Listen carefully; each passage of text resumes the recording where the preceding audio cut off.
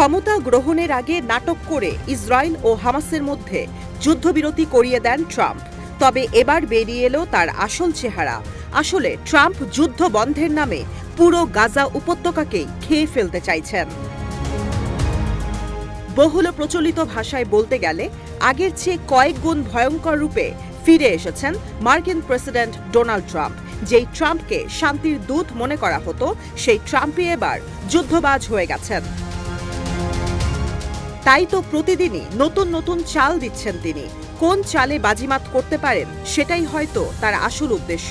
এ যেন নতুন কৌশলের পসরা সাজিয়েছেন ট্রাম্প। সব বুদ্ধি কাজে লাগিয়ে গাজাকে কবজা করতে চান তিনি।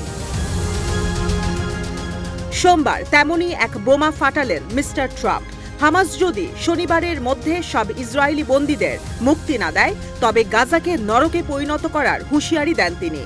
তার চোখে মুখে তখন আগ্রাসনের চিত্র দেখে মনে হচ্ছে উদ্দেশ্য হাসিলে নেতানিয়াহুর চেয়েও আরও কঠোর হবেন তিনি।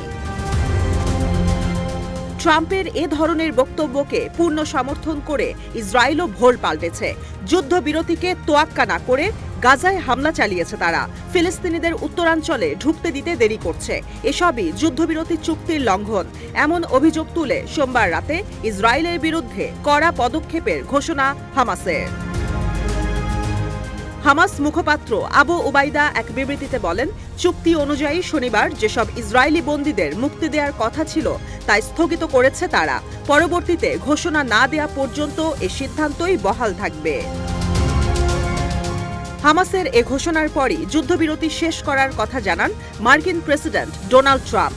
পূর্ব নির্ধারিত চুক্তি অনুযায়ী যদি ইসরায়েলি বন্দীদের মুক্তি না দেয় হামাস, তবে শনিবার দুপুর 12টা থেকে যুদ্ধবিরতির সমাপ্তি ঘটতে যাচ্ছে গাজায়।